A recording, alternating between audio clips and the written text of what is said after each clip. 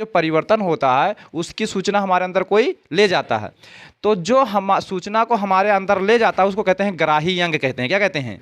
ग्राही अंग। क्या कहते हैं? ग्राही अंग। यानी ग्राही अंगों के द्वारा पर्यावरण में हुए परिवर्तन को हम महसूस करते हैं। अब ये ग्राही अंग कौन से हैं, हमें समझना पड़ेगा। क्या पर्यावरण में जो परिवर्तन होता है उसका अनुभव केवल हम आँख के माध्यम से ही करते हैं? नहीं, पर्यावरण का जो परिवर्तन होता है केवल आँख के माध्यम से नहीं करते हैं, हम किसके माध्यम से कहते हैं? ग्राही अंगों के माध्यम से कहते हैं। जैसे हम आपको बताते हैं, जैसे मान लेते हैं कि हमने क्या कहा, जब कोई कॉमेडियन शो चल रहा है ना, कोई कॉमेडी शो चल रहा है, अब आपके अंदर एक ही प्रकार का प्रतिक्रिया रहेगा। कॉमेडी शो चलेगा तो आप उस समय क्या रिएक्शन देंगे? हंसेंगे ना। कोई बात ऐसा आएगा जो आपको हंसने लायक रहेगा, वो आप हंसेंगे। अब कंटिन्यू अगर कॉमेडी शो चल रहा है तो आपके अंदर कौन सी प्रतिक्रिया रहेगी? हंसने की प्रतिक्रिया ही रहेगी। उसी को हम कहा जाता है अनुक्रिया। हंसने की तो प्रतिक्रिया रहेगा। तो जो कॉमेडी शो चल रहा है वो क्या है? वो उद्दीपन है। जिसको हम देख रहे हैं वो क्या है? उद्दीपन ही तो है। और उसको देख करके हम क्या कर रहे हैं? प्रतिक्रिया कर रहे हैं, नहीं हंस रहे हैं। तो जो हंस रहे हैं वो क्या है? अनुक्रिया। तो यहाँ उद्दीपन और क्या हो गया? अनुक्रिया स्पष्ट हुआ। ये तो था हमारा देखने। अब इसका मतलब क्या है कि हमारा ग्राही अंग कौन हुआ? आँख हुआ। ग्राही अंग कौन हुआ? आँख ही तो हुआ। क्यों? क्योंकि जो पर्यावरण में परिवर्तन हो रहा है, यानी जो हम कॉमेडी शो देख रहे हैं उसका सूचना हमारे अंदर कौन पहुँचा रहा है? आँख ही तो पहुंचा रहा है। तो यहाँ जो उद्दीपन हुआ वो हुआ कॉमेडी शो, और जो मतलब हमारे अंदर सूचना को ले जा रहा है, यानी ग्राही अंग कौन हुआ? आँख हुआ। और उसके पर हम हंस रहे हैं, यानी क्रिया कर रहे हैं, यानी प्रतिक्रिया कर रहे हैं, वो क्या हो गया? अनुक्रिया। यानी यहाँ हंसने का जो हमारा सिस्टम हो क्या है? अनुक्रिया है। समझ पाए? नहीं समझ पाए? दूसरा कंडीशन समझिए। मान लेते हैं आपके मोहल्ले में, गाँव में कहीं झगड़ा हो रहा है, झगड़ा हो रहा होता है। तो मान लेते हैं कि जब दो लोग झगड़ा कर रहे होते हैं तो वहाँ एक जैसा माहौल रहता है, यानी क्या रहता है? केवल झगड़े का माहौल रहता है। तो जब वहाँ झगड़े का माहौल रहता है तो देखिए, अगर दो लोग हैं और दोनों लोग आमने सामने बैठे हैं और झगड़ा कर रहे हैं तो झगड़ा कभी समाप्त हो सकता है? नहीं समाप्त हो रहा है। क्यों? क्योंकि पर्यावरण में परिवर्तन नहीं हो रहा है। और जब पर्यावरण में परिवर्तन नहीं हो रहा है तो वहाँ एक ही जैसा उद्दीपक है। उद्दीपन कैसा है? एक ही जैसा तो है, मतलब वहाँ झगड़ा करने वाला उद्दीपन है, ये तो है। अब जब झगड़ा करने वाला उद्दीपन है तो जो अनुक्रिया होगा वो क्या होगा? झगड़े वाला ही तो होगा, यानी वो बोलेगा। अब यहाँ पर मान लेते हैं एक लोग आ जाते हैं, उन्हें झगड़ा शांत करने लगे, उनको कहीं दूर लेकर चले जाते हैं, और कहीं यहाँ से आवाज़ से बोल रहे हैं और वो आवाज़ उनके अंदर चला जाता है तो वहीं से गरजने लगते हैं। नहीं गरजने लगते हैं? क्या होता है कि मतलब जैसे झगड़ा हो रहा है, गांव या घर में कहीं देखे होंगे तो कोई शांत कराने के लिए आते हैं। अब वो शांत कराने के लिए आते हैं तो कहते हैं तुम यहाँ से चलो, नहीं तो झगड़ा इसे होता रहेगा। तो उनको दूर लेकर चले जाते हैं। जब दूर लेकर चले जाते हैं तो क्या होता है? अब मान लेते हैं यहाँ से वो तब भी मुनमुना रहे हैं, तेज से बोल रहे हैं, तो क्या होगा? ये आवाज़ उनके अंदर पहुंचेगा। अब ये आवाज़ उनके कान में पहुंचा और कान के माध्यम से उनका, तो क्या हुआ कि बाहर जो फिर परिवर्तन हो गया, झगड़े वाला जो उद्दीपन था उनके अंदर, उसकी सूचना फिर पहुंच गया कि फलाने वही बोल रहे हैं जो अभी लड़ाई कर रहे थे और हमको ऐसे कह रहे हैं। तो क्या होगा? ये भी यहाँ से गरजने लगेगा, तो तेज तेज से कि तुम भी सुनो, है ना। तो यहाँ से जो प्रक्रिया होगा, जो यहाँ से प्रतिक्रिया व्यक्त किया, वो भी क्या हुआ? अनुक्रिया ही तो कर रहा है। अब ये उद्दीपन किसके माध्यम से उसके अंदर पहुँचा? इसकी सूचना कैसे कि फलाने हमको ऐसे कह रहे हैं? कान के माध्यम से। तो इसका मतलब क्या होता है? कान भी क्या है? ग्राही अंग है। यानी पर्यावरण में जो भी परिवर्तन होता है उसका महसूस हम कान के माध्यम से भी करते हैं। यानी कौन आता है? वो ध्वनि जो होता है, ध्वनि उद्दीपनों को ले जाता है। यानी ध्वनि उद्दीपनों को ले जाने का कार्य कौन करता है? कान करता है। ध्यान दीजिएगा, अभी हम उद्दीपन के बारे में ही बता रहे हैं कि कैसे कैसे ग्राही अंग कहाँ कहाँ पहुँचते हैं। तो एक उद्दीपन कैसा था? एक उद्दीपन ऐसा था जिसको हम देखने पर महसूस करते थे, और एक उद्दीपन क्या है? सुनने पर महसूस करते हैं। ये तो प्रक्रिया हो रही है। अब ध्यान दीजिए, तीसरे उद्दीपन के बारे में बता रहे हैं। मान लेते हैं साइकिल लेकर आप जा रहे हैं रास्ते में, और उसके बाद किसी मतलब जगह पर पहुंचते हैं और तुरंत ऐसे नाक बंद कर लेते हैं। कोई जोरदार बदबू आता है और नाक बंद कर लेते हैं। पहले आप नाक बंद किए थे? फिर आपको कैसे पता चला कि यहाँ नाक पर बंद करना चाहिए? क्योंकि आप देख रहे हैं कि जब पहले माहौल में तो वहाँ बदबू नहीं हो रहा था। जब वहाँ बदबू नहीं हो रहा था तब आप आराम से समन्वय की स्थिति में जा रहे थे। लेकिन अचानक आप देखिए कि कोई ऐसी दुर्गंध आ गई है जो क्या करता है? हमारे लिए हानिकारक हो सकता है। तुरंत आप क्या कर लिए? नाक को ऐसे बंद कर लिए। अब जब नाक को बंद कर लिए तो ये जो नाक बंद करने का प्रक्रिया है, ये प्रतिक्रिया ही तो है। तो नाक बंद करने की प्रक्रिया क्या कहलाएगा? अनुक्रिया कहलाएगा। और जो बदबू हमारे अंदर आया वो क्या कहलाएगा? उद्दीपन कहलाएगा। जो बदबू, अब आप कहते हैं कोनो जानवरों लग रहा है, मरा है यहाँ, कैसे जान पाए कौन जानवर मरा है? आपने आँख से देखा भी नहीं, कान से सुना भी नहीं, लेकिन नहीं, नाक के द्वारा आपने महसूस कर लिया कि कौन जानवर यहाँ पर मरा है और बहुत जोरदार यहाँ बदबू फैल रहा है। तो इसका मतलब क्या है कि जिस पर्यावरण में पहले थे और अब जिस पर्यावरण में है उसमें क्या हो रहा है? परिवर्तन हुआ, और इस परिवर्तन की सूचना आपको मिला। तो जो परिवर्तन हुआ, कैसा परिवर्तन हुआ? कौन परिवर्तन किया? ये बदबू परिवर्तन किया। और बदबू कहाँ से आ रहा है? कोनो जानवरों मरा है वो वहाँ से बदबू आ रहा है। अब आप जैसे ही मतलब ऐसा होता है, बदबू आने का प्रयास करता है, वैसे क्या करते हैं आप? अपना क्या कर लेते हैं? नाक बंद कर लेते हैं। अब जब नाक बंद किए तो ये क्या कर क्रिया कहलाता है? ये प्रतिक्रिया ही, प्रतिक्रिया ही तो कर रहे हैं, और इस प्रतिक्रिया को क्या कहते हैं? अनुक्रिया कहते हैं। तो ग्राही अंग यहाँ कौन हुआ? नाक हुआ। देखिए ग्राही अंग 3 मिले ना। पहला क्या था? आंख था। दूसरा क्या मिला? तीसरा क्या मिला? यानी इन तीनों के माध्यम से सूचनाएं हमारे अंदर जाती हैं। जाती नहीं जाती हैं? अब आइए अगले स्टेप पर आते हैं, ध्यान दीजिएगा। मान लेते हैं आप घर पर बैठे व्यंजन बनकर आया, ठीक है, या मान लीजिए कहीं है, अब वहाँ पर व्यंजन आया, अब मान लीजिए किसी टिकिया चाउमीन फुल्की के स्थान पर पहुँच गए, वहीं पर पहुँच गए आप, ठीक है। तो जब आपने उसे देखा, किसको? हाँ, तो आपके अंदर खाने की भावना उत्पन्न हुआ, है ना। तो जब आपने देखा तो उद्दीपन किसके माध्यम से पहुंचा? आंख के माध्यम से उद्दीपन पहुंचा। अब यहाँ से हमारे मुख में पानी आ रहा है, खाने का मन कर रहा, तो ये क्या है? ये प्रतिक्रिया ही तो है। अब मान लेते हैं एक प्लेट बनवा लिए उसी में, और एक प्लेट बनवाए और उसके बाद जब खाने लगे, अरे यार बहुत कड़वा है, क्या बोले? कैसे? ये आंख के माध्यम से कड़वा जान पाए? हाँ? या मान ले सुनने के माध्यम से जान पाए? किसके माध्यम से जान पाए? जीभ के माध्यम से जान पाए, ठीक है। तो जो अब आप पहले खाना, आप कहीं दूसरे जगह मान लो कोई चीज़ खा करके आए हैं, तो उसका स्वाद दूसरा था और इसका स्वाद दूसरा है, तो इसमें परिवर्तन हुआ नहीं? परिवर्तन हुआ। तो ये तरह तरह का परिवर्तन का नॉलेज कौन करा रहा है? जीभ करा रहा है।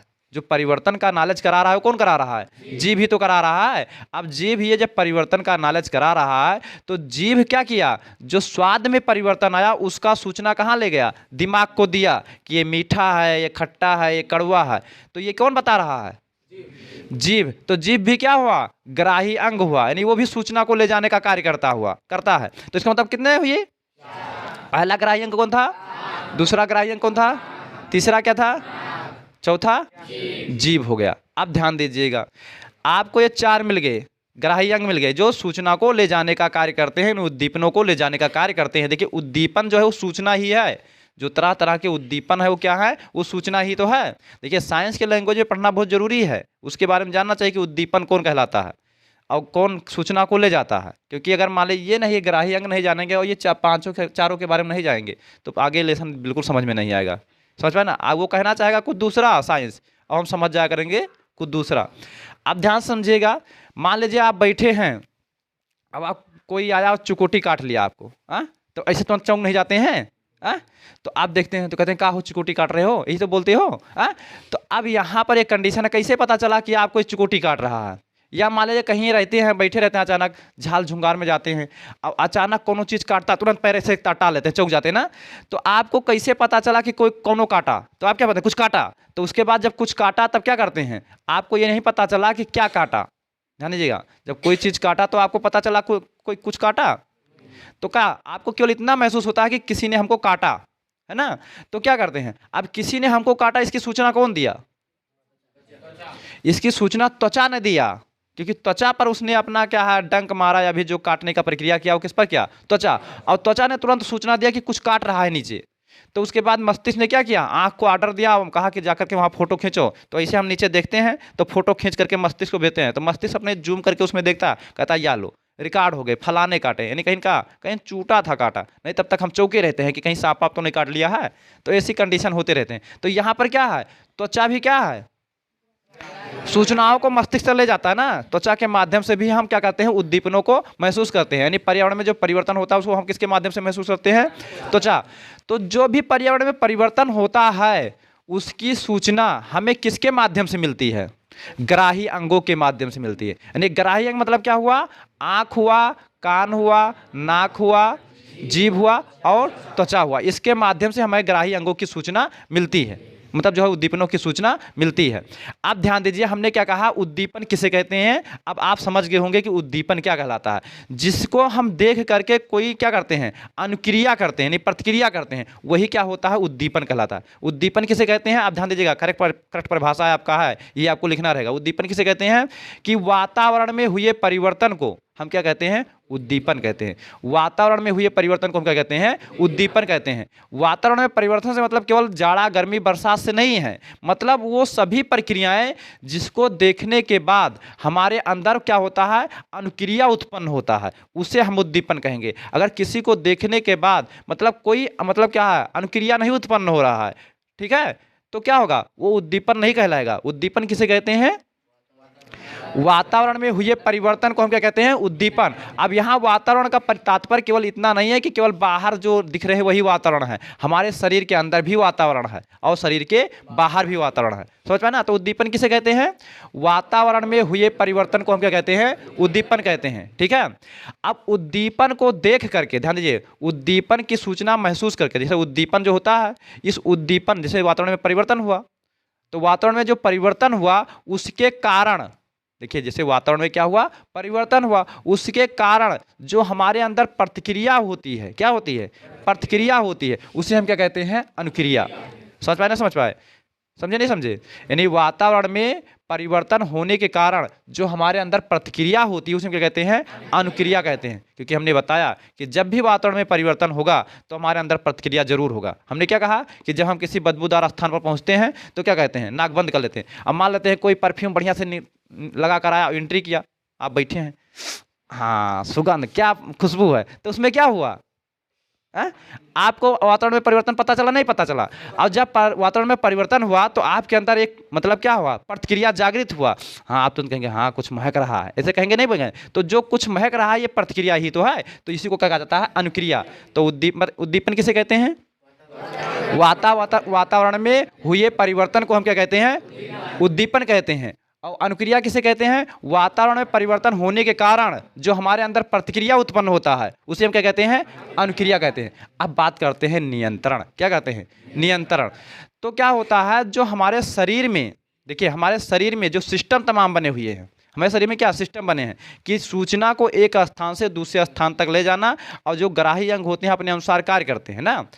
तो किसी भी सूचना को, जैसे शरीर में, हमारे शरीर में जो हमारा वातावरण में जब परिवर्तन होता है, ध्यान दीजिएगा, जब वातावरण में परिवर्तन होता है तो हमारे शरीर में प्रतिक्रिया जागृत होती है, और उस प्रतिक्रिया को सही रूप से चलाने और तालमेल बैठाने की क्रिया को हम क्या कहते हैं, नियंत्रण कहते हैं। क्योंकि तालमेल बैठाना पड़ता है ना। जैसे जब भी हम उद्दीपन को देखते हैं, ध्यान दीजिएगा, जब भी हम उद्दीपन को देखते हैं तो हमारे अंदर क्या होता है, प्रतिक्रिया जागृत होता है, और इस प्रतिक्रिया को क्या होता है, सुचारू रूप से इन्हें तालमेल बैठाने के लिए हमें क्या करना पड़ता है, उसे क्या करना पड़ता है, नियंत्रण करना पड़ता है ना। तो उसे वही नियंत्रण कहलाता है, क्या कहलाता है, नियंत्रण। सुचारू रूप से चलाने की प्रक्रिया को हम क्या कहते हैं, नियंत्रण कहते हैं। जैसे मान लेते हैं किसी चीज, मान लीजिए आप देखे होंगे कहीं अचानक जा रहे हैं, मस्त मौले की तरह मेड़ या खेत में कहीं जा रहे हैं, अचानक कोनो सांप आपके पैर के बीच से निकल गया, क्या होगा खैर की कंडीशन, आप सांप को देखेंगे तो वो क्या, सांप क्या हुआ, उद्दीपन हुआ, कोई परिवर्तन हुआ। अब उसको देख करके आपके अंदर प्रतिक्रिया जागृत होगा, क्या डर जाएंगे, तो डरने के कंडीशन क्या है, प्रतिक्रिया ही है। तो जब आप डरेंगे तो आपके अंदर हृदय खूब तेजी से धड़कने लगेगा। अब वो धड़कने लगेगा तो अंदर भी तो परिवर्तन हो गया। अब अंदर जो परिवर्तन हुआ उसके प्रति क्या करना पड़ेगा, प्रतिक्रिया करना पड़ेगा। अब उसे सुचारू रूप से चलना चाहिए था, जैसे जिस मतलब सिस्टम से धड़कन हमारा चलता है उसी सिस्टम से चलना चाहिए था, लेकिन अब वो क्या हो गया, उतने सिस्टम से चल नहीं रहा है। तो उसे क्या करना पड़ता है, उसे ध्यान दीजिएगा, उसे सुचारू रूप से चलाने की प्रक्रिया करना पड़ता है ना, कि सुचारू रूप से चले, अच्छे से चले, तो तालमेल बैठाना पड़ता है। वहाँ क्या करना पड़ता है, तालमेल बैठाना। तो ये तालमेल बैठाने की क्रिया को हम क्या कहते हैं, नियंत्रण कहते हैं। किसी उद्दीपन को देख करके हमारे शरीर के अंदर जो प्रतिक्रिया होता है और उस प्रतिक्रिया के तालमेल बैठाने की क्रिया को हम क्या कहते हैं, नियंत्रण कहते हैं। ठीक है, बैठाने की क्षमता चाहे कह दीजिए, वहाँ चाहे क्रिया कहिए चाहे क्षमता, यानी बैठाने की क्षमता को, तालमेल बैठाने की क्षमता को हम क्या कहते हैं, नियंत्रण कहते हैं। अब बात करते हैं समन्वय। तो शरीर के अंदर ध्यान दीजिए, शरीर के अंदर हमेशा के लिए जो सामान्य स्थिति बनी रहती है, देखिए शरीर के किसी उद्दीपक को देखा जाता है, ठीक है, और उद्दीपक को देख करके हमारे अंदर जो प्रतिक्रिया जागृत होती है, और प्रतिक्रिया क्या होता है, हमारे शरीर के अंदर सामान्य रूप से बनी हुई है, तो उसे हम क्या कहते हैं, समन्वय कहते हैं। ध्यान दीजिएगा, सामान्य रूप से बनी हुई उसे क्या कहते हैं, समन्वय कहते हैं। जैसे हम सोते रहते हैं फिर भी हम सांस लेते रहते हैं, धड़कन चलते रहते हैं, तो ये क्या है, ये सब सुचारू रूप से कार्य कर रहे हैं। सामान्य स्थिति की तो यह है, कहते हैं फलाने सीरियस हो गए, क्या कहते हैं, फलाने सीरियस हो गए। इसका मतलब क्या है, अब उनके अंदर समन्वय नहीं रह गया, वो सुचारू रूप से कार्य नहीं कर रहा है। सुचारू रूप से कार्य कब करेगा, जैसे आप बीमार हैं और उसके बाद जो भी अंग कार्य कर रहे हैं, ठीक है, अब आप अचानक क्या होते हैं, परेशान हो जाते हैं। इसका मतलब क्या है कि आपके शरीर के अंदर कोई भी स्थिति सामान्य नहीं है, बल्कि क्या हो रहा है, उत्तेजित हो गई है। तो उसे सामान्य स्थिति लाने के लिए क्या करना पड़ेगा, हमें तालमेल बैठाना पड़ेगा। और जब हम तालमेल बैठाते हैं तो उस क्रिया को हम क्या कहते हैं, नियंत्रण। और तालमेल बैठाने की जरूरत ना पड़े और हमेशा सामान्य स्थिति बनी रहे, तो उसे हम क्या कहेंगे, समन्वय। समझ आए, समन्वय और नियंत्रण में ये फर्क है कि जब किसी कार्य को ब्रेन मतलब जो होता है अपने प्रेशराइज ले लेता है, अपने अंडर में ले लेता है किसी अंग को, ठीक है, और स्वतः आदेश देने लगता है, तो वो क्रिया जो कहलाती है वो नियंत्रण कहलाती है। अब कोई हमारे शारीरिक अंग जो होते हैं वो स्वतः कार्य कर रहे हैं, अपने स्थिति के अनुसार कार्य करते हैं, अपने अनुसार कार्य कर रहे हैं, तो वो क्रिया क्या कहलाएगा, समन्वय कहलाएगा। जैसे हमारे शरीर के अंदर हम सांस ले रहे हैं तो ब्रेन का हमेशा आदेश देता है नाक खींचो, सांस छोड़ो, मतलब सांस खींचो, सांस छोड़ो, ब्रेन बार बार कहता है, नहीं कहता है। तो ये क्रिया क्या कहला रही है, सांस लेने की क्रिया क्या कहलाती है, समन्वय की कंडीशन बताता है। लेकिन क्या होता है, कभी कभी हमें सांस लेने में दिक्कत होता है, तो हम जबरदस्ती सांस खींचते हैं और जबरदस्ती सांस छोड़ते हैं। तो ये कौन करा रहा है, ये ब्रेन करा रहा है। और जब ब्रेन करा रहा होता है किसी कार्य को, तो उसे क्या कहते हैं, नियंत्रण। अब बात को समझिए, देखिए, उद्दीपन हो गया, अनुक्रिया हो गया, नियंत्रण हो गया और समन्वय हो गया, 4 कंडीशन हो गया ना। अब बात को समझिए, देखिए नियंत्रण और समन्वय में कितना फर्क है। कोई बच्चा अगर पढ़ने में खूब तेज रहता है, ठीक है, तो उसके अंदर कहीं ना कहीं नियंत्रण की भावना जागृत रहती है, किसकी, नियंत्रण की। और कोनो बच्चा क्या होता है, अगर समन्वय की कंडीशन में है, समझ पाए ना, तो समझ लीजिए कि वो मतलब सही से मतलब कार्य नहीं कर रहा है। ध्यान दीजिएगा, बच्चा जब क्लास में बैठता है तो 2 कंडीशन में बच्चा बैठता है, या तो वो समन्वय की स्थिति में बैठेगा या तो नियंत्रण की स्थिति में बैठेगा। नियंत्रण की स्थिति वो कहलाती है जिसमें ब्रेन सुचारू रूप से पूरा कार्य अपने हाथ में लेकर के किस कार्यकारी अंगों से कराता है और वहाँ पर वो उपस्थित होता है। जैसे हम क्या होते हैं कि कहीं कहीं हम कार्य करते हैं, जैसे मान लेते हैं जब हम साइकिल सीखते हैं, क्या होता है, जब हम साइकिल सीखते हैं तो जब साइकिल सीखते हैं तो हमारा पूरा ध्यान और दिमाग साइकिल पर रहता है। और जब हम साइकिल सीख जाते हैं और साइकिल तब चलाते हैं, तब कंडीशन देखिए, दोनों कंडीशन अलग अलग है। मान लेते हैं साइकिल सीख रहे हैं तो एकदम सीधा ताकेंगे, स्टेज एकदम ऐसा ताकेंगे, है ना, देखेंगे, अब हैंडल पकड़े रहेंगे, और पैंडल पर जब पैर रखना होगा तो पैंडल को देख करके तब पैर रखेंगे ऐसे करके, और खुट खुट करके तब आराम से उस पर बैठेंगे, ऐसे तो बैठेंगे।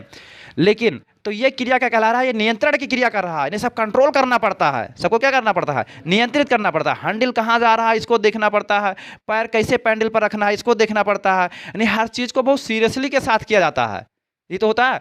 तो जब वहाँ पर हम सीरियसली करते हैं तो क्या कहलाता है, वो नियंत्रण। अब मान लेते हैं साइकिल हम सीख चुके, तो साइकिल सीख चुके हैं, अब मान लें अपने फ्रेंड के साथ जा रहे हैं, अब कब हैंडल पकड़ लिए और धीरे से जल्दी से बैठ भी लिए ना, हैंडल को देखे और फलाने से उधर मुँह करके बतिया भी रहे हैं, उधर हमारा पूरा दिमाग कहाँ है, उधर है, और इधर हमारा सारे कार्यकारी अंग जो है अपना कार्य कर रहे हैं। जैसे हाथ तुरंत हैंडल पर अपने आप चला गया है, और उसके बाद क्या होता है, हम पैर अपना पैंडल पर चला गया और उधर देख रहे हैं और खुट खुट करके जो है बैठ लिए।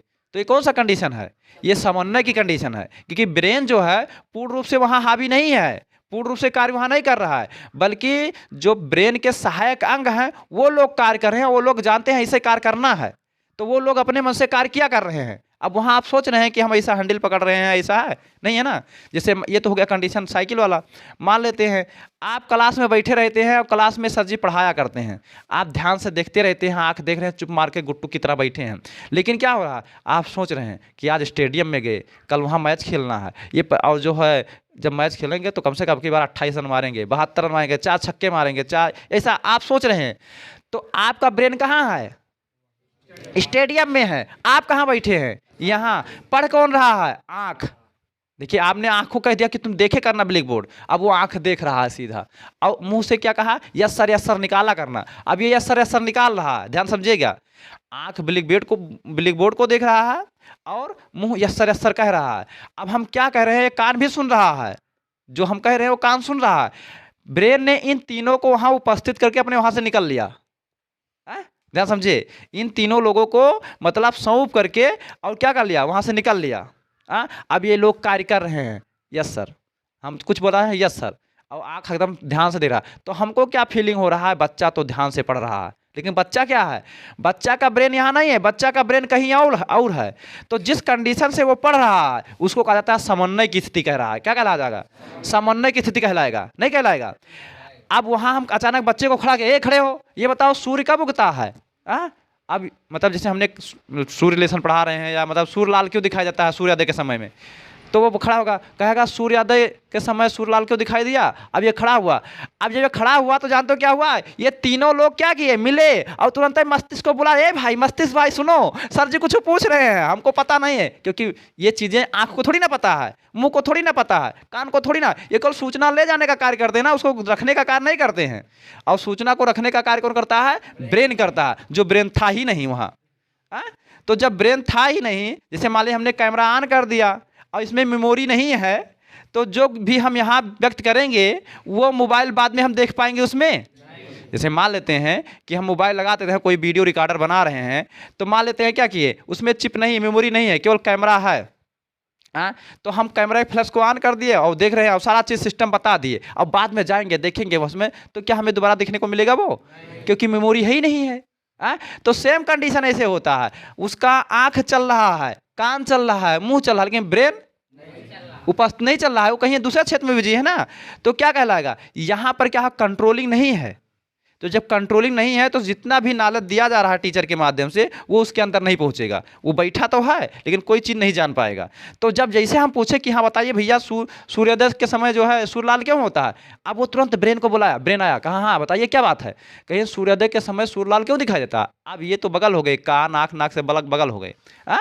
अब ये ब्रेन बात कर रहा, अब ब्रेन जब था ही नहीं, क्या हो रहा है क्या नहीं हो रहा है, क्लास में क्या पढ़ा उसे क्या पता है। तब लड़के क्या होते हैं, चुप मार के से खड़े हो जाते हैं और कहते हैं कि सूर्योदय के समय, कहीं सूर्योदय के समय लाल लाल दिखाई तो देता है, यानी अंश पंच आंसर दे रहा है। अब ये अंश पंच आंसर क्या दे रहा है, अब वो सूचना पहले से उसके अंदर है, जैसे पहले से अंदर सूर्य के बारे में सुना है कुछ बातें, तो अब उसी को बता रहा है नजर है, लेकिन जो क्लास में बताया उसका एक वर्ड नहीं बता पाएगा। वो क्यों नहीं बता पाएगा, क्योंकि उसने अपने माइंड में सेव ही नहीं किया, वो वहाँ उपस्थित ही नहीं था जब वो घटना हो रहा था।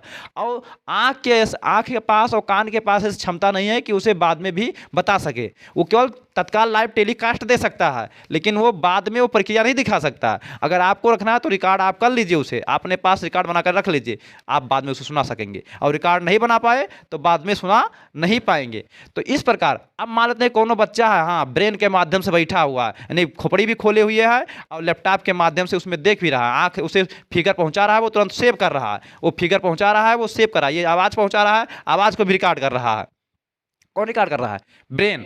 तो अब यहाँ देखिए कंट्रोल में नहीं लिया है। अब मान लिया कहीं उधर घूम ले, उसका मन कहे कि हम उधर देखें, तुरंत ब्रेन कहेगा ये गधा ब्लैक बोर्ड पर देख, यहाँ से सही से सूचना नहीं आ रहा है। तो क्या करेगा, अब यहाँ ब्रेन उसे अपने बस में लिया हुआ है, नेत्र को, कान को भी लिया हुआ है, मुख को लिया हुआ है। अब सचिन ने पूछा बताइए सूर्योदय के समय सूर्यास्त क्यों दिखाया, कहीं भैया प्रकाश के प्रक्रिया के कारण। तुरंत आंसर दिया उसने, क्यों, क्योंकि सारी सूचनाएं जो है वहाँ पर कंडीशन जो है उत्पन्न हुआ है। समझ पाए ना। तो यहाँ से क्या होता है कि हम क्या होते हैं कि जब नियंत्रण की स्थिति में रहते हैं तो ब्रेन पूर्ण रूप से कार्य कर रहा होता है और ब्रेन वहीं रहता है जिसे नियंत्रित करना होता है। और जब हम समन्वय की स्थिति में कार्य कर रहे होते हैं तो ब्रेन वहाँ उपस्थित नहीं होता है, उस क्षेत्र में उपस्थित नहीं होता। तो जहाँ ब्रेन प्रेशर, जहाँ ब्रेन उपस्थित हो और वो क्रिया हो रही हो उसे कहते हैं नियंत्रण। और जहाँ ब्रेन उपस्थित ना हो, ब्रेन का ज़्यादा योगदान ना हो और सारे कार्यकारी अंग अपने मन से सुचारू रूप से कार्य कर रहे हों, समन्वय की स्थिति में कार्य कर रहे हों, सामान्य रूप से कार्य कर रहे हों, उसे क्या कहते हैं, समन्वय की स्थिति कहते हैं। ध्यान दीजिए, अभी हम मस्तिष्क जब पढ़ाएंगे तो मस्तिष्क के दो ही भाग पढ़ाएंगे, एक होगा केंद्रीय परिधीय तंत्र होगा, क्या होगा, केंद्रीय तंत्रिका तंत्र होगा, केंद्रीय तंत्रिका तंत्र होगा, एक परिधीय तंत्रिका तंत्र होगा, एक श्वेत तंत्रिका तंत्र होगा। तो मस्तिष्क के तीन भाग हो गए ना, जो मस्तिष्क है उसके कितने भाग हो गए, तीन। कौन, देखिए अभी अग्र मस्तिष्क, मध्य मस्तिष्क, पश्चिम मस्तिष्क, अग्र मस्तिष्क जो होता है वही कुल कार्य करता है, ठीक है। तो वहां से क्या हो जाएगा, पहला नंबर तंत्रिका तंत्र पढ़ेंगे तो तंत्रिका तंत्र में तीन भाग पढ़ेंगे, केंद्रीय तंत्रिका तंत्र जब तंत्रिका तंत्र के भाग आएगा तब केंद्रीय तंत्रिका तंत्र और परिधीय तंत्रिका तंत्र और क्या पढ़ेंगे, स्वेद तंत्रिका तंत्र। तो केंद्रीय तंत्रिका तंत्र जो कहलाता है वही मस्तिष्क कहलाता है। क्या कहलाता है, मस्तिष्क और मेरज्जू दो हिस्से होते हैं। अब मस्तिष्क के 3 भाग हो जाते हैं, कौन हो जाता है, अग्र मस्तिष्क, मध्य मस्तिष्क और पश्चिम मस्तिष्क। तो यहाँ जब तंत्रिका तंत्र पढ़ेंगे तो उसमें तंत्रिका तंत्र में क्या पढ़ेंगे, तंत्रिका तंत्र के भाग पढ़ेंगे। तो मस्तिष्क जो होता है, ध्यान दीजिए, मस्तिष्क जो हमारा होता है, ब्रेन जो होता है, वो पूर्ण रूप से सूचना किसके द्वारा प्राप्त करता है, मेरज्जू के द्वारा प्राप्त करता है। एक मेरज्जू नली होती है, वही सूचना ले जाता है। तो मेरज्जू क्या करता है, कभी कभी क्या करता है कि जब मस्तिष्क कहीं अलग बिजी होता है तो यह स्वयं कार्य को संभाल लेता है, स्वयं कार्य करने लगता है, अपने आप कार्य करता रहता है। तो उस समय क्या होता है, जिस समय हम कहीं अलग सोच रहे होते हैं, क्लास में बैठे रहते हैं, तो उस समय कौन कार्य कर रहा होता है, मेरज्जू कार्य। मेरज्जू का काम है कि कार्य तो करेगा लेकिन उसका कोई रिकॉर्ड उसके पास नहीं रहेगा। ब्रेन अगर कार्य कर रहा है तो सारे का रिकॉर्ड भी उसके पास रहता है, लेकिन मेरज्जू कार्य कर रहा है तो उसके पास कोई रिकॉर्ड नहीं रहेगा। तो जिसके माध्यम से क्या होता है, आंखों को आदेश दिया जाए तुम ब्लैक बोर्ड देखा करना, ठीक है, कान को दे दिया कि तुम बात सर जी जो बोलेंगे सुना करना, और मुख से कहा गया कि ऐसा सर की आवाज़ लगाया करना, है ना। तो ये 3 आवाज़ किसके कहने पर कर रहा है, वो नहीं, मेरज्जू के कहने पर कर रहा है। और मेरज्जू का कह रहा है, सूचना को वहाँ तक ले ही नहीं जा रहा है, कहाँ मस्तिष्क तक उसने। तो इस प्रकार से क्या होता है, वो कंडीशन जो कहलाता है समन्वय की स्थिति कहलाता है। हमारा हृदय चल रहा है ना, कंटिन्यू धड़कता रहता है ना, ये कौन सा कंडीशन है, समन्वय की कंडीशन है। हम सांस लेते रहते हैं, कौन सा कंडीशन है, समन्वय की कंडीशन है। हम सोते रहते हैं ना, सो रहे होते हैं ना एकदम से बढ़िया से, तो ये कौन सी कंडीशन कहलाती है, समन्वय की कंडीशन कहलाती है। अब कोई लोग उसमें चौंक जाया करते हैं, क्या होते हैं, चौंक जाया करते हैं ना, तो कहीं ना कहीं ब्रेन वहाँ आ जाया करता है, ब्रेन जाग जाया करता है। ब्रेन सो तो रहा होता है, जिस समय सो रहा होता है उस समय क्या हो रहा है, ये सारे कार्य अपने मन से कर रहे होते हैं, ज्ञानेंद्रिय जो भी कार्य अंग होते हैं। क्या ब्रेन वहाँ आदेश देता है कि सो जागो, लेकिन क्या होता है, कोई ऐसी प्रक्रिया आ जाती है कि जिसके कारण ब्रेन जग जाया करता है। जब वही ब्रेन जग जाया करता है तो चौंकने की नौबत आ जाया करती है। समझ पाए, नहीं समझ पाए। अब इसको चौंकना क्या बात होता है, ये हम बाद में बताएंगे। डर जाते हैं, चौंक जाते हैं, ये बाद में आएगा, तंत्रिका तंत्र जब वहाँ पढ़ाएंगे तब। तो 3 कंडीशन, आप 4 कंडीशन समझ पाए ना, क्या होता है, उद्दीपन। उद्दीपन किसे कहते हैं, यानी वातावरण में हुए परिवर्तन को हम क्या कहते हैं, उद्दीपन कहते हैं। अनुक्रिया किसे कहते हैं, हाँ, वातावरण में हुए परिवर्तन के कारण जो हमारे अंदर प्रतिक्रिया उत्पन्न होती है उसे क्या कहते हैं, अनुक्रिया। नियंत्रण किसे कहते हैं, यानी हम क्या होता है कि हमारे शरीर में उत्पन्न प्रतिक्रिया को, ठीक है, प्रतिक्रिया को सुचारू रूप से चलाने के लिए, यानी तालमेल बैठाने के लिए, बैठाने की क्षमता को कह लीजिएगा, बैठाने की क्षमता को, उसे हम क्या कहते हैं, नियंत्रण कहते हैं। ध्यान समझिएगा कि क्या होता है कि जब हम किसी उद्दीपन को देखते हैं तो हमारे अंदर क्या उत्पन्न होता है, प्रतिक्रिया उत्पन्न होता है। और इस प्रतिक्रिया को सुचारू रूप से चलाने के लिए या तालमेल बैठाने की क्षमता के लिए जो क्रिया हम करते हैं उसे हम कहते हैं नियंत्रण कहते हैं। जो भी क्रिया करते हैं उसे हम क्या कहते हैं, नियंत्रण कहते हैं। समझ पाए ना। अब आता है समन्वय किसे कहते हैं, हमारे शरीर में सुचारू सामान्य की स्थिति हमेशा के लिए बनी रहे।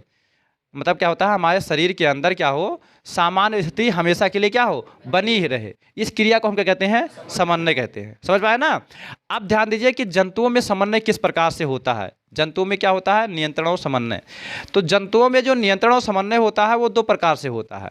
एक होता है एक कोशिकीय जीवधारी होते हैं, एक कोशिकीय जंतु, और एक होते हैं बहुकोशिकीय जंतु होते हैं। क्या तो क्या होता है, समन्वय की स्थिति हम यहाँ पढ़ेंगे। जंतुओं में समन्वय, जंतुओं में देखिए आप समझ लीजिए, कल बढ़ा देंगे, इसको लिखा देंगे, ठीक है। जंतुओं में समन्वय, तो जंतुओं में समन्वय क्या होता है, 2 प्रकार से होता है, क्योंकि जंतु 2 प्रकार के होते हैं जो जीव हैं। तो क्या होता है, एक होते हैं एक कोशिकीय जीव होते हैं। क्या होते हैं, एक कोशिकीय जीव होते हैं, और एक होते हैं बहुकोशिकीय जीव होते हैं। तो एक कोशिकीय जीव में जो समन्वय होता है दूसरे प्रकार से होता है, और बहुकोशिकीय जीव में जो होता है वो समन्वय दूसरे। एक कोशिकीय जीव मतलब अमीबा हो गया, पैरामीशियम हो गया, ठीक है, ये सब क्या है, एक कोशिकीय जीव हैं। समझ पाए ना। एक कोशिकीय जीव जो हो गए वो क्या करते हैं, एक कोशिकीय जीव होते हैं, वो एक कोशिका से केवल ही बने होते हैं। हम लोग क्या है, बहुकोशिकीय जीव हैं, बहुत सारी कोशिकाएं हमारे अंदर लगी हुई हैं। समझ पाए ना, बहुत मतलब गिनना ही नहीं जा सकता, छोटी छोटी कोशिकाएं, बहुत कोशिकाएं हमारे अंदर हैं, उनसे मिलकर हम बने हुए हैं। समझ पाए ना। कोशिका के बारे में तो पढ़े होंगे ना, कोशिका के अंदर केंद्रक होता है ना। अब जब 2 या 2 से अधिक कोशिकाएं आपस में मिल जाती हैं तो क्या बनाती हैं, ऊतक बनाती हैं। जब 2 या 2 से अधिक ऊतक आपस में मिलते हैं तो क्या बनाते हैं, अंग बनाते हैं। अब ये मतलब जो अंग मिल जाते हैं तब क्या बन जाता है, शरीर का निर्माण हो जाता है ना। लेकिन उसमें देखिए जो एक कोशिकीय होते हैं उसमें एक कोशिका होता है, वही अंग हुआ, वही ऊतक हुआ, वही सब कुछ हो गया उनका।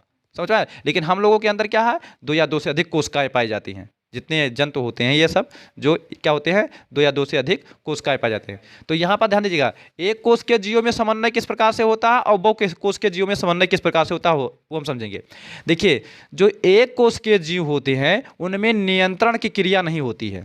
ध्यान समझिएगा, एक कोश के जो जीव होते हैं उनमें क्या होता है, नियंत्रण नहीं होता। अब नियंत्रण क्यों नहीं होता है? क्योंकि उनके अंदर ब्रेन नहीं होता है। समझ पाए नहीं समझ पाए? देखिए, नियंत्रण उसी के अंदर हो सकता है जिसके अंदर क्या होगा, ब्रेन होगा। और जिसके अंदर ब्रेन नहीं होगा वो नियंत्रण क्रिया कर सकता है?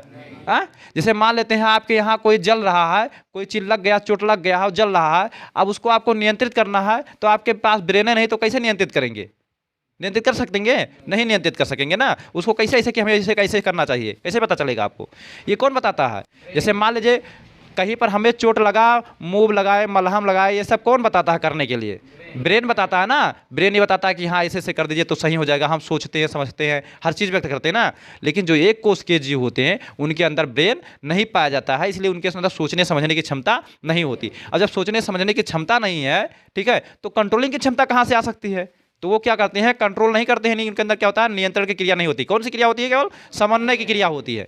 एक कोश के जीवों में क्या होता है, ब्रेन नहीं होता है, इसलिए उनके अंदर क्या होता है, केवल समन्वय की क्रिया होती है। तो इनके अंदर जो समन्वय की क्रिया होती है वो 2 प्रकार की समन्वय की क्रिया केवल होगी।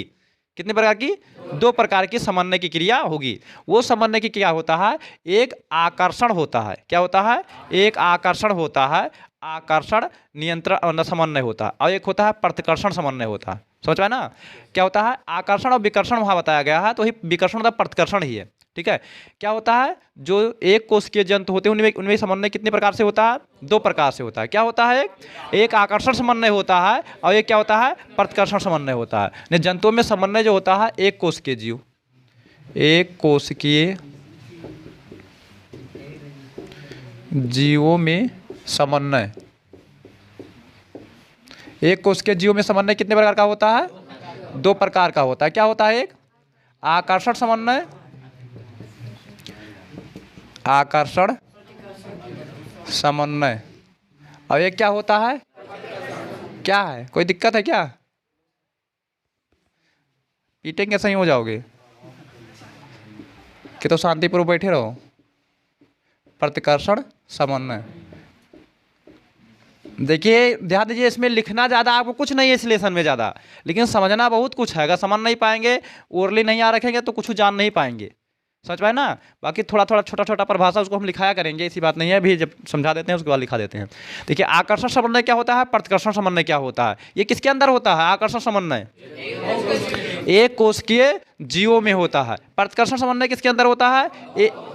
एक कोशिकीय जीवों के अंदर होता है। इसीलिए कहते हैं कि यहाँ क्या बढ़िए, नियंत्रण से बढ़िए, समन्वय से न बढ़िए। जब हम बता रहे हैं तब तुम्हें के अंदर क्या है, समन्वय की स्थिति थी ना, तभी तो नहीं बता पाए। इसलिए क्या कहते हैं, नियंत्रण की स्थिति में बैठेंगे तो आप हर चीज़ बता ले जाया करेंगे, और नहीं तो इसे क्या, हम पूछेंगे दूसरा, आप बताएंगे दूसरा। तो ध्यान दीजिएगा, जो एक कोश के जीव में समन्वय होता है वो क्या होता है? आकर्षण समन्वय होता है, और क्या होता है? प्रतिकर्षण समन्वय होता है, या इसे कहते हैं विकर्षण समन्वय। कहीं कहीं विकर्षण भी लिखा रहता है ना, विकर्षण समन्वय। समझ पाए ना? आकर्षण समन्वय होता है और क्या होता है? हाँ, अब बात करेंगे आकर्षण समन्वय क्या होता है और विकर्षण समन्वय क्या होता है। जो एक कोश के जीव के अंदर समन्वय होता है वो 2 प्रकार से होता है, एक आकर्षण समन्वय होता है और एक प्रतिकर्षण या विकर्षण समन्वय होता है। समझ पाए ना? देखिए, जो विकर्षण समन्वय होता है और जो आकर्षण समन्वय होता है, देखिए अब जिसके पास ब्रेन नहीं है, दिमाग नहीं है, तो उसको 2 क्रिया करना पड़ेगा। एक तो भोजन को ग्रहण करने के लिए, जीवित रहने के लिए भोजन करना पड़ेगा, उसको केवल इतने से मतलब है।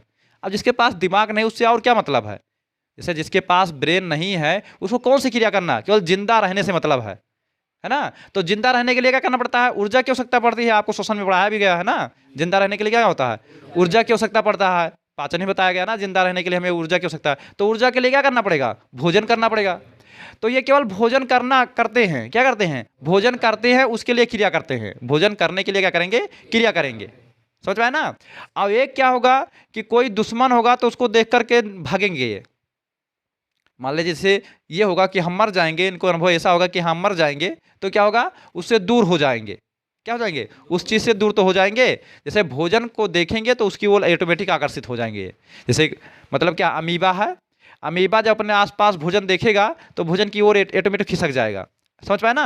अब मान लेते हैं क्या है कि कहीं आग जल रहा है, वहीं पास में बैठा है अमीबा, तो क्या होगा, वहाँ आग जल रहा है तो उसका जैसे टेम्परेचर उसके शरीर में लगेगा वैसे ऑटोमेटिक वो क्या हो जाएगा, दूर भागेगा। तो जो मतलब क्या होता है, पास आने की क्रिया को क्या कहते हैं हम, आकर्षण ही तो कहते हैं, और दूर भागने की क्रिया को क्या कहते हैं। इसलिए दो परिभाषाएं यहाँ बनाया गया। क्या होता है, एक आकर्षण क्रिया हो गया यानी आकर्षण समन्वय हो गया, और एक क्या हो गया, प्रतिकर्षण या विकर्षण समन्वय हो गया। हमने क्या कहा कि जो एक कोशिकीय जीव होते हैं उनके अंदर ब्रेन नहीं होता, तो उनको क्या खाने से केवल मतलब है, नहीं भोजन पाना है या तो कोई से जो उन्हें हानि पहुंचाए उससे दूर भागना है, तो ये प्रक्रिया तो है उनके अंदर है। तो क्या होता है कि जो एक कोशिकीय जीव होते हैं जब वो भोजन को देखते हैं यानी भोजन को अपने आसपास महसूस करते हैं, ठीक है, तो क्या हो जाता है, भोजन की ओर आकर्षित हो जाते हैं। और जब ये भोजन की ओर आकर्षित हो जाते हैं तो इस क्रिया को हम क्या कहते हैं, आकर्षण समन्वय कहते हैं। समझ पाए ना। जैसे क्या, अब भोजन क्या हुआ, उद्दीपक ही तो हुआ, उद्दीपन ही तो हुआ, भोजन क्या हुआ, उद्दीपन हुआ, और उद्दीपन को देखा उन्होंने और उसकी ओर आकर्षित हो गए। समझ पाए ना। तो ये क्या कहलाएगा, आकर्षण समन्वय कहलाएगा, क्योंकि अपने आप हो तो जाते हैं, ये अपने आप हो जा रहे हैं ना, ब्रेन नहीं वहाँ कार्य करके तुम जाओ वहाँ, समन्वय अपने आप जो कार्यकारी अंग होते हैं वहाँ पहुँच जाया करते हैं शरीर को लेकर के अपने आप। जैसे हमने क्या कहा, आप साइकिल चला रहे होते हो, किसी से बतिया रहे होते हैं, कोई मेढ़े बैठा है और वहाँ से कहते हैं क्या हो, गन्ना छोल रहे हो, और इधर साइकिल पर पैंडल रख करके जो है साइकिल चलाते भी रहते हो। अब तुम्हारा ब्रेन कहाँ है, उनसे बतिया रहा है, मेढ़े बैठे हैं, तो कहीं हाँ गन्ना, कहीं कहीं बोझ लागे, कहीं इतना बोझ लगेगा, तो क्या हो गया, ये कौन सी क्रिया है, समन्वय। क्योंकि आप बतिया तो उधर रहे हैं और साइकिल कौन चला रहा है, आपके कार्यकारी अंग ही चला रहे हैं, आगे चला रहे हैं। उसके बाद उनका कोई बात नहीं समझ में सुना, ऑटोमेटिक हाथ ब्रेक मार देता है। ब्रेन कहता है कि ब्रेक लगाओ, नहीं, वो उसी सदस्य का कंडीशन वो उत्पन्न हो जाता है, सामान्य स्थिति के द्वारा ही आप ब्रेक लगा देते हैं। सच पाए ना। या मान लेते हैं कहीं सोचने में बिजी रहते हैं, मोटरसाइकिल चला रहे होते हैं, मोटरसाइकिल ले जा रहे हैं, आप घर की ओर आ रहे हैं, अब आप ब्रेन कहता है मुड़, तो आप मुड़ते हैं नहीं, ऑटोमेटिक मोटरसाइकिल उसी रास्ते से मुड़ जाया करती है जिस रास्ते से आपको आना। तो ये कौन सी क्रिया है, ये समन्वय, क्योंकि सामान्य स्थिति बनी हुई है, आप जा रहे हैं, ठीक है। अब मान लेते हैं कहीं जाते हैं, आप भूल जाते हैं रास्ता, तब वहाँ चौंकते हैं, ये कहाँ आ गए हम। तो उस कंडीशन पर क्या होता है, तब आप सोचते हैं, ब्रेन सोचता है कि कहाँ का रास्ता कहाँ गया है, तो कहते हैं हे तो गलत रास्ता चले आए, यहाँ तो दूसरा रास्ता है, हमें जाना वहीं मुड़ना चाहिए था। तो कौन सी क्रिया कहलाती है, तब वो नियंत्रण की क्रिया होती है। कौन सी क्रिया होती है, नियंत्रण, क्योंकि आप प्रेशराइज होकर उस चित्र को सोचते हैं कि कौन सा रास्ता कहाँ से होकर गया, वहाँ मुड़ना चाहिए तुम्हें। वो क्या कहता है, अंगों का क्या कह रहा कि तुम्हें वहाँ मुड़ना चाहिए। तो ये कौन सी क्रिया हो रही है, नियंत्रण। तो इसी प्रकार क्या होता है कि एक कोशिकीय जीव होते हैं, उनके अंदर ब्रेन तो होता नहीं है, वो भोजन को देखेंगे, जहां पर भी भोजन को महसूस करेंगे उसकी ओर क्या हो जाएंगे, आकर्षित हो जाएंगे, तभी तो भोजन करेंगे वो। तो भोजन को देख करके भोजन की ओर आकर्षित होने की क्रिया को क्या कहते हैं, आकर्षण समन्वय कहते हैं।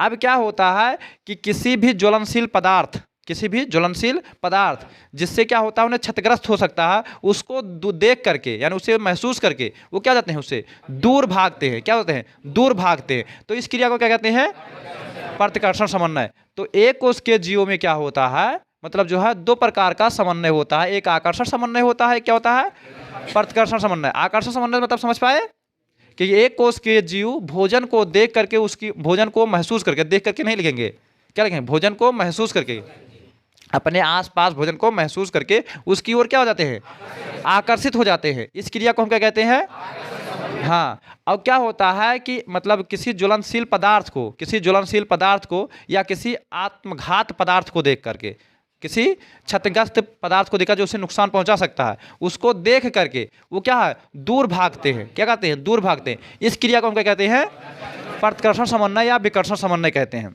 अब ये तो था एक कोशिकीय जीवों में समन्वय। अब आप बात करते हैं कि बहुकोशिकीय जीवों में समन्वय या नियंत्रण। क्या है, बहुकोशिकीय जीवों में समन्वय या नियंत्रण, क्योंकि बहुकोशिकीय जीवों में समन्वय भी होता है और नियंत्रण भी होता है। नियंत्रण हमने बताया आपको, समन्वय भी बताया क्या है ना।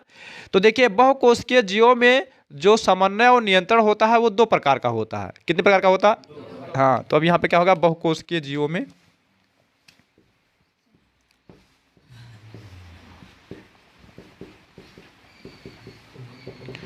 कि ये जीवों में समन्वय या नियंत्रण, ध्यान दीजिएगा, बहुकोशिकीय जीवों में समन्वय या नियंत्रण। तो देखिए बहुकोशिकीय जीवों में समन्वय और नियंत्रण भी दो प्रकार का होता है। देखिए एक होता है रासायनिक समन्वय, एक होता है तंत्रिका समन्वय। क्या होता है? एक होता है तंत्रिका समन्वय और एक होता है रासायनिक समन्वय। समझ पाए ना? दो प्रकार का समन्वय, आगे पीछे कोई भी कहिए, चाहे रासायनिक समन्वय पहले कहिए चाहे तंत्रिका समन्वय, दो प्रकार का होता है, दोनों को लें। तो कितने प्रकार का होता है बहुकोश के? दो प्रकार का होता है। पहला नंबर क्या होता है? पहले हम यहाँ समझेंगे, पहले नियंत्रण समन्वय ही है, ठीक है? क्या है? नियंत्रण समन्वय। तंत्रिका समन्वय जैसे कहते हैं, क्या कहते हैं? तंत्रिका समन्वय। तंत्रिका समन्वय, जिसमें हम तंत्रिका के बारे में पढ़ना पड़ेगा, ठीक है? और एक क्या होता है? रासायनिक समन्वय। रसायन चल लीजिए, रसायन समन्वय, रासायनिक, दोनों बातें कह। क्या होता है? तंत्रिका समन्वय और क्या होता है? तंत्रिका समन्वय क्या होता है और रासायनिक समन्वय क्या होता है, इसके बारे में समझेंगे, ठीक है? देखिए, हमारे अंदर जो भी सूचनाएं पहुंचती हैं और उस सूचना के द्वारा हम क्या करते हैं? अनुक्रिया करते हैं। समझ पाए ना? तो हमारे अंदर जो कंट्रोलिंग करने की क्षमता होती है, किसी कार्य को किया जाता है और सूचनाओं को जो ग्रहण किया जाता है वो तंत्रिका तंत्र के माध्यम से ग्रहण किया जाता है। किसके माध्यम से? हाँ, तो तंत्रिका तंत्र। और एक लोग और होते हैं जिसे कहते हैं रसायन। क्या कहते हैं? यानी रसायनों के माध्यम से भी हमारे अंदर क्या होता है? सूचनाओं को एक स्थान से दूसरे स्थान तक पहुंचा जाता है। हमने कहा कि मान लीजिए हमें पैर में क्या है, चूटा ने काटा, तो क्या हुआ? ब्रेन तक तो सूचना पहुंचाना है, ब्रेन को पता चलेगा तभी तो होगा ये प्रक्रिया। तो यहाँ से वहाँ तक सूचनाएं कौन ले जा रहा है? तो ये तंत्रिका तंत्र के माध्यम से पहुंचता है। किसके माध्यम से? और तंत्रिका तंत्र ही क्या करती है? इसे कंट्रोल करती है। क्या करती है? नियंत्रित करती है। उसको नियंत्रण कौन करेगा? ये क्रिया जो कराएगा वहाँ से सूचना को ले जाने के लिए, उसके बाद क्या होगा? ये शरीर क्या हाथ, मतलब हाथ को आदेश देगा, चूटे को पकड़ कर फेंक देगा। ऐसे तो होगा? ये सब प्रक्रिया कौन कर रहा है? तंत्रिका तंत्र कर रहा है। अब तंत्रिका तंत्र को नियंत्रित करने के लिए मतलब क्या होता है? केवल तंत्रिका तंत्र से ही कार्य नहीं हो सकते हैं, क्योंकि तंत्रिका तंत्र जो होता है एक माध्यम होता है, लेकिन उसमें सूचनाओं को एक स्थान से दूसरे स्थान तक को ले जाते हैं रसायन रहते हैं, जिसे हम क्या कहते हैं? हार्मोन्स कहते हैं। क्या कहते हैं? हार्मोन्स। अभी आपको पढ़ाया जाएगा आगे कि हार्मोन्स क्या है और एंजाइम्स क्या है, क्योंकि ग्रंथियां जब पढ़ा जाएगा तो वहां पर आपको पता चलेगा, ठीक है? लेकिन केवल हमें यहाँ परिभाषा जानना है। तो जो क्रिया हम क्या करते हैं? तंत्रिका तंत्र के माध्यम से करते हैं। जो क्रिया हम क्या, जो अनुक्रिया हम किसके माध्यम से करते हैं? तंत्रिका तंत्र के माध्यम से करते हैं, उसे क्या कहते हैं? तंत्रिका समन्वय कहते हैं। और जो क्रिया हम क्या कहते हैं? रासायनों के माध्यम से करते हैं, उसे क्या कहते हैं? रासायनिक समन्वय कहते हैं, ठीक है? तो पहले बात करेंगे तंत्रिका तंत्र समन्वय। तो तंत्रिका तंत्र समन्वय जो होता है वो जीवों में दो प्रकार का होता है। समझ पाए ना? तंत्रिका तंत्र समन्वय क्या होता है? हाँ, जो ये मतलब बहुकोशिकीय जीव होते हैं उनके अंदर एक क्या होता है? एक बाहरी वातावरण में जो परिवर्तन होता है, ध्यान दीजिए, बाहरी वातावरण में क्या होता है? जो परिवर्तन होता है उसको नियंत्रित करता है। समझ पाए ना? और ये क्या होता है? आंतरिक वातावरण में जो मतलब परिवर्तन होता है उसको नियंत्रित करता है। तो आंतरिक वातावरण में जैसे क्या हो गया? हृदय का धड़कना, पाचन क्रिया, श्वसन, इन सबको जो मतलब इन सबको करने के लिए जो क्रिया करना पड़ता है उसे क्या कहते हैं? आंतरिक तंत्रिका समन्वय, आंतरिक तंत्र का समन्वय कहते हैं। समझ पाए ना? जैसे जो तंत्र अंदर कार्य कर रहे हैं उनको नियंत्रित करने के लिए, जैसे हमारा हृदय चल रहा है ना, तो हृदय जब चल रहा है तो वो अपने अनुसार कार्य भी तो कर रहे हैं। तो हृदय का धड़कन कार्य कर रहा है तो एक अनुक्रिया तो कर रहा है। तो ये अब अनुक्रिया कर रहा है तो इसको क्या कहेंगे? आंतरिक समन्वय ही तो हुआ। हमने क्या कहा? जो तंत्रिका तंत्र समन्वय होता है वो दो प्रकार का होता है, एक अंदर वाला होता है, एक बाहर वाला होता है। तो ये क्या कर रहा है? आंतरिक समन्वय कर रहा है, जिसमें क्या होता है? धड़कन का चलना, पाचन क्रिया ऑटोमेटिक स्टार्ट हो जाता है। जैसे हम हमेशा स्टार्ट रहता है नहीं। जैसे हमने भोजन खाया तो भोजन हमने पाचन तंत्र में पढ़ाया था आपको। भोजन खाया, भोजन कहाँ पहुंचा? पहले मुख गुहा में। अब मुख गुहा में जैसे पहुंचा वैसे क्या हुआ?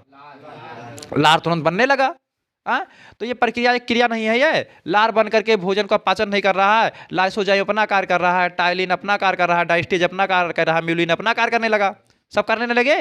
तो ये कहाँ हो रहा है? शरीर के अंदर तो ये क्रिया हो रहा है। भोजन आगे बढ़ा, कार्डियक में पहुंचा, वहाँ क्या था? हाइड्रोक्लोरिक अम्ल निकला, वो अपना कार्य करने लगा। इसी प्रकार जो है वहाँ से जठर ग्रंथियाँ अपना कार्य करने लगी, इधर यकृत अपना कार्य करने लगा, पित्ताशय अपना कार्य करने लगा, अग्नाशय अपना कार्य करने लगा, छोटी आंत अपना कार्य करने लगा। तो ये सब प्रक्रिया जो अपने आप करने लगे, क्या कौन है? ये समन्वय तो ही है। अब ये किसके माध्यम से हो रहा है? तंत्रिका के माध्यम से हो रहा है ना। तो ये क्या कहलाएगा? मतलब जो है तंत्रिका समन्वय कहलाएगा। तंत्रिका समन्वय क्या होता है? दो होता है, क्या होता है? वाह्य और एक क्या होता है? अंतः। तो जो शरीर के अंदर हो रहा है पर समन्वय की क्रिया उसे हम क्या कहेंगे? आंतरिक समन्वय कहेंगे। और जो शरीर के बाहर क्रिया हो रहा है उसके कहेंगे? वाह्य समन्वय कहेंगे। समझ पाए ना। जैसे हमें जाड़ा गर्मी बरसात हो रहा है, मतलब बैठे हैं, गर्मी लगा खूब तेजी से, तो क्या होगा, ये बाहर से तो सूचना मिल रहा है हमें, बाहर पर्यावरण में तो परिवर्तन हो रहा है, तो क्या कहलाएगा, वायु समन्वय कहलाएगा। हमें बाहर से कोई सूजा चुभा दिया, कांटा चुभा लिया है, तो क्या हुआ, ये वायु समन्वय हुआ ना। उसको देख करके हम चौंक गए, प्रक्रिया हुआ। या किसी को हम गाली दे रहे हैं, को क्या है, वायु समन्वय। किसी से लड़ाई कर रहे हैं, क्या है, वायु नियंत्रण भी समन्वय नहीं, नियंत्रण है। झगड़ा करने में ब्रेन की आवश्यकता पड़ती है, वैसे नहीं वो झगड़ा करता रहता है। लड़ाई झगड़ा करने में किसकी आवश्यकता पड़ती है, ब्रेन की तो आवश्यकता पड़ती है, तो समझ पाए ना। तो ये प्रक्रिया हो जाता है। तो आंतरिक समन्वय में क्या होता है, हृदय का चलना, सांस लेना, धड़कन होना, पाचन की क्रिया, ये सब क्या है, आंतरिक समन्वय है। वायु समन्वय क्या हुआ कि मतलब बाहरी वातावरण में उत्पन्न जो है परिवर्तन होता है, उसे क्या कहते हैं, वायु समन्वय कहते हैं। समझ पाए ना। अब यहाँ हमने पता था ग्राही अंग, क्या पढ़ा था, ग्राही अंग बहुत इंपॉर्टेंट है। ग्राही अंग किसे कहते हैं, जो क्या होता है, आंतरिक सूचनाओं और बाह्य सूचनाओं को मस्तिष्क तक पहुंचाने का कार्य करते हैं, या हमारे अंदर क्या होता है, मतलब सूचनाओं को ले जाते हैं, उसे क्या कहते हैं, ग्राही अंग कहते हैं। समझ पाए ना, समझ पाए। जो सूचनाओं को क्या करते हैं, एब्जॉर्ब करते हैं, ग्रहण करते हैं, उसे क्या कहते हैं, ग्राही अंग कहते हैं। ग्राही अंग कितने हुए, 5। क्या था, आंख, कान, नाक, जीभ, त्वचा, यही तो था। यानी क्या होता है, इनको क्या और क्या कहा जाता है, ज्ञान इंद्रियां। इसलिए कहा था ज्ञान इंद्रियां, यानी ये जानकार इंद्रियां हैं, इन्हीं सूचनाओं को अंदर करती हैं। समझ पाए ना। तो इस प्रकार से हुआ। तो अब यहां से हम पहले जानेंगे तंत्रिका तंत्र के बारे में, ध्यान दीजिएगा। यहाँ क्या जानेंगे, इसको मिटा देते हैं ना। देखिए, ये उद्दीपन हो गया, अनुक्रिया हो गया, नियंत्रण हो गया, समन्वय हो। जंतुओं में समन्वय, एक कोश के जीव आकर्षण होता है और क्या होता है, प्रतिकर्षण होता है। बहुकोश के जीव में तंत्रिका समन्वय, रासायनिक समन्वय। तो पहले यहाँ हम तंत्रिका समन्वय पढ़ेंगे। तो तंत्रिका समन्वय में पहले क्या पढ़ना पड़ेगा, मतलब जो है तंत्रिका कोशिका पढ़ना पड़ेगा। क्या पढ़ना पड़ेगा, तंत्रिका कोशिका पढ़ना का। मिटाने वाला कहाँ गया, ये नीचे चिपक जाता है। समझ में आया, नहीं समझ में आया कुछ, अभी जब लिखाया जाएगा तो आप याद कर लीजिएगा, ठीक है। पहले समझ लीजिए आज बात को।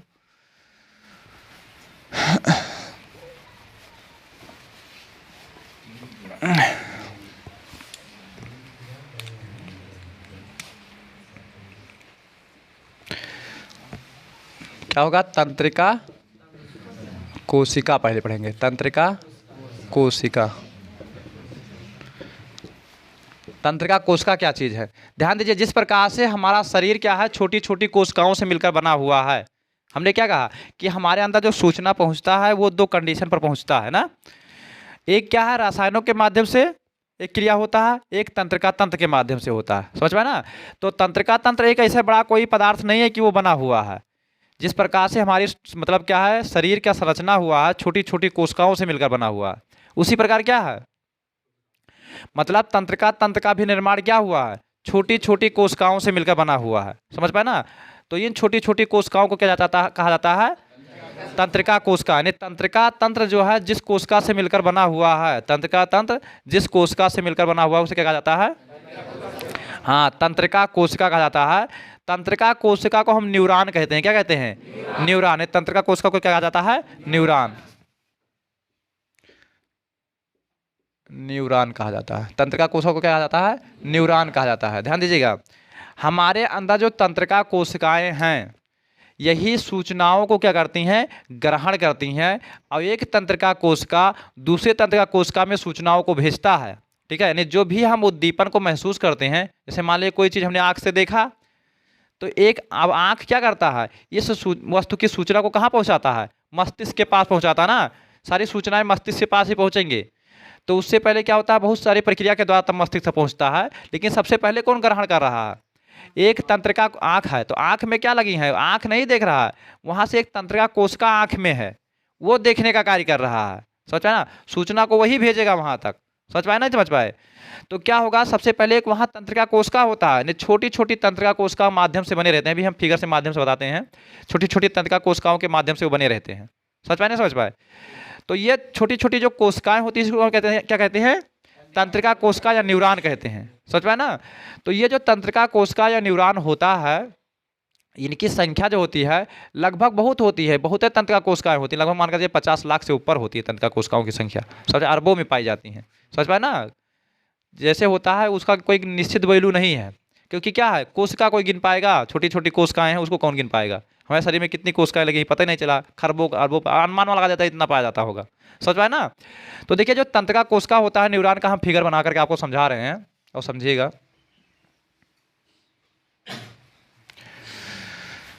अभी बताएंगे तंत्रिका कोशिका कितने प्रकार का भी होता है, लेकिन पहले क्या समझ लेंगे तंत्रिका कोशिका के क्या हम समझेंगे भाग समझेंगे, ठीक है, कि ये कार्य कैसे करता है, एक तंत्रिका कोशिका कैसे कार्य करता है उसके बारे में समझना है पहले।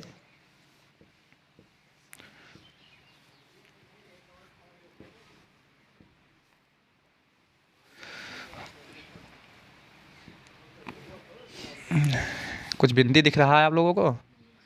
हाँ, फूल पाती बनाना जाए।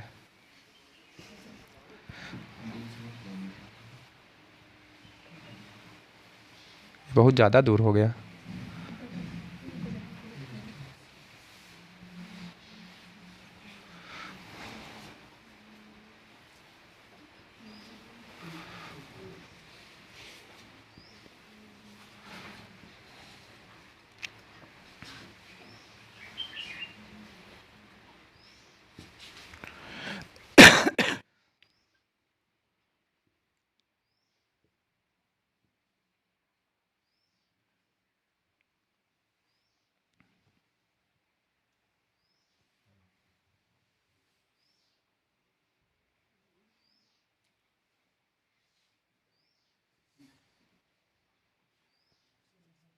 क्या हुआ, मज़ा नहीं आ रहा है? हाँ? नहीं आ रहा है ना?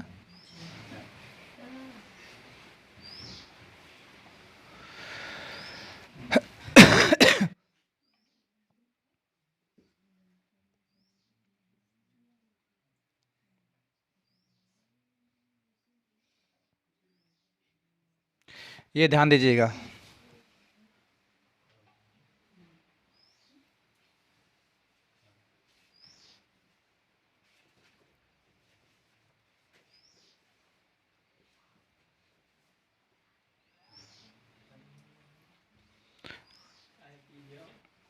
क्या हुआ? पानी आ रहा है?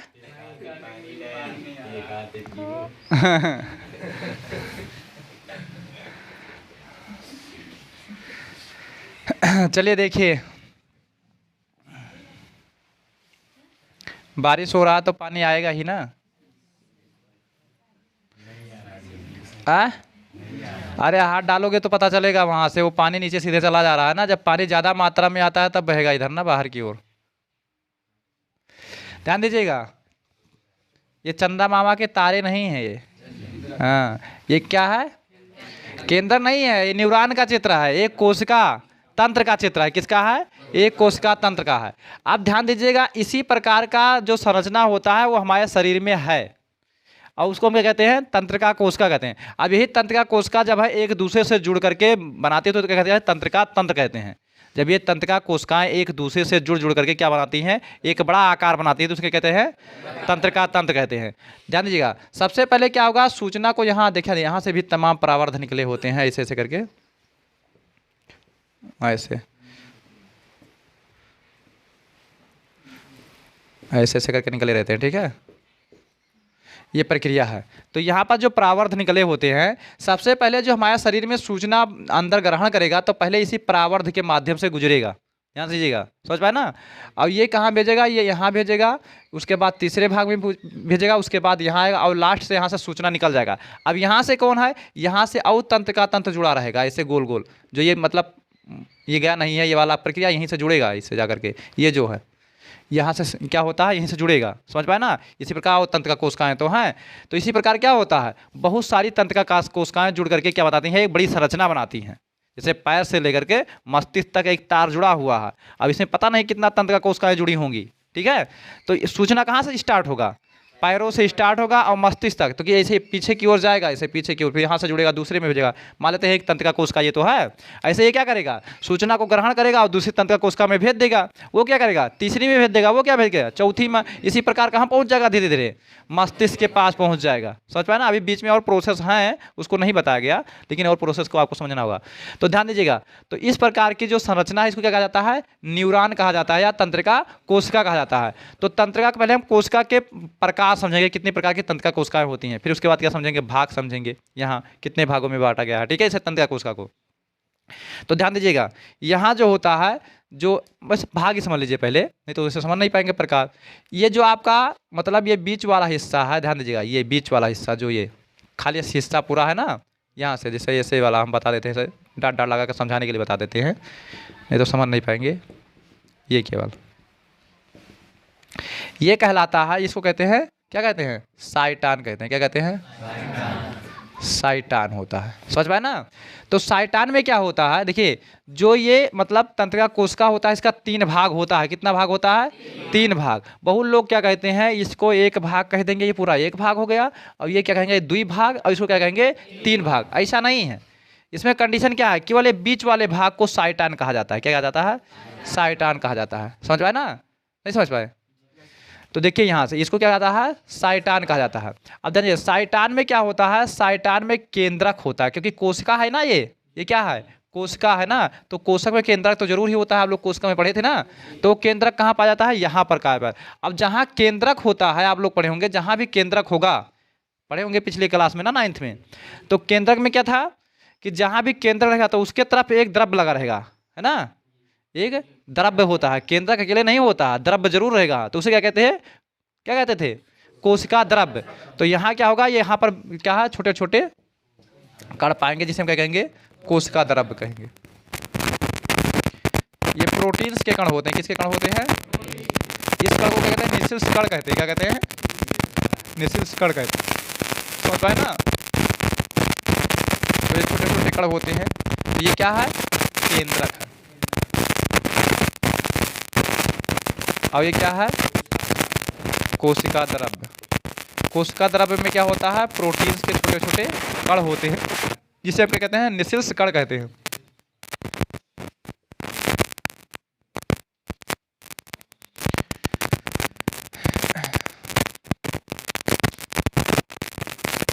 इसमें क्या होता है, प्रोटीन्स के कण होते हैं ना, प्रोटीन्स के क्या होते हैं, कण होते हैं, जिसे हम कहते हैं निशिल्स कण कहते हैं,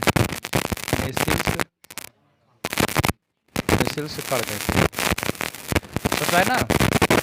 तो पहला भाग क्या हुआ, देखिए ये पहला भाग था साइटान, जो आपका ये क्या है, न्यूरॉन है, न्यूरॉन का पहला भाग क्या कहलाता है, साइटान। देखिए साइटान के ऊपर क्या होता है, ऐसे परावर्ध निकले होते हैं, देखिए परावर्धन, परावर्ध मतलब क्या होता है, पंखुड़ी निकली हुई है ना, देखिए ये ऐसे तो निकली हुई है ना, तो इस पंखुड़ियों को क्या कहा जाता है, देखिए इनको क्या कहता है, डेंड्रान कहा जाता है, क्या कहा जाता है, डेंड्रान, डेंड्रान, देखिए इनको कहा जाता है डेंड्रान कहा जाता है, ठीक है, क्या होता है, डेंड्रान।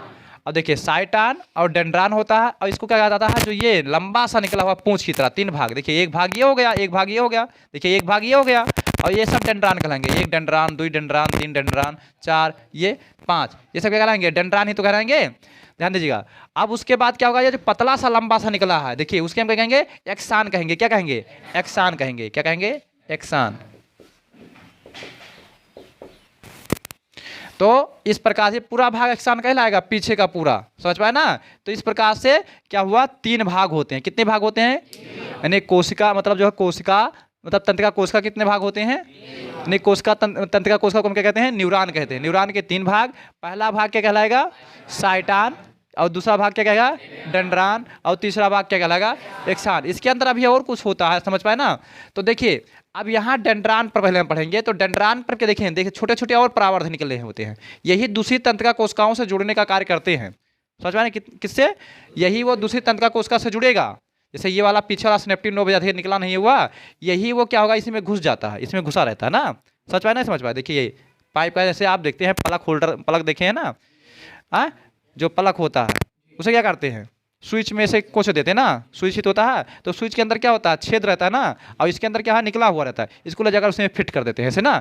तो सेम क्या होगा, अगर मान लीजिए इसके अंदर कोई फिट करने के लिए आएगा, तो यही जो ये मतलब क्या डेंड्रान निकले नहीं हुए हैं, मतलब जो है डेंड्राइट्स कहते हैं, क्या कहते हैं इसे, डेंड्राइट्स कहते हैं। इसी डेंड्राइट्स को यहाँ क्या कर देता है, जोड़ दिया जाता है। इस प्रकार से तंत्रिका कोशिकाएं, एक तंत्रिका कोशिका दूसरे तंत्रिका कोशिका से हो जाता है, अटैचमेंट हो जाता है, जुड़ जाता है, समझ पाए ना। तो क्या होता है, ये जो ये डेंड्रान है, डेंड्रान के ऊपर क्या निकले हुए हैं, परावर्ध निकले हुए हैं, छोटे छोटे परावर्ध निकले हुए, इसे क्या कहते हैं, डेंड्राइट्स कहते हैं, क्या कहते हैं, डेंड्राइट्स कहते हैं। डेंड्राइट्स। ध्यान दीजिएगा, इसको क्या कहते हैं? डेंड्रान। और ये जो परावर्तन निकला उसको कहते हैं डेंड्राइट्स। ये क्या है आपका? साइटान। साइटान के अंदर क्या पाया जाएगा? कोशिका द्रव्य पाया जाएगा और केंद्रक पाया जाएगा। ध्यान दीजिए, कोशिका द्रव्य होता है और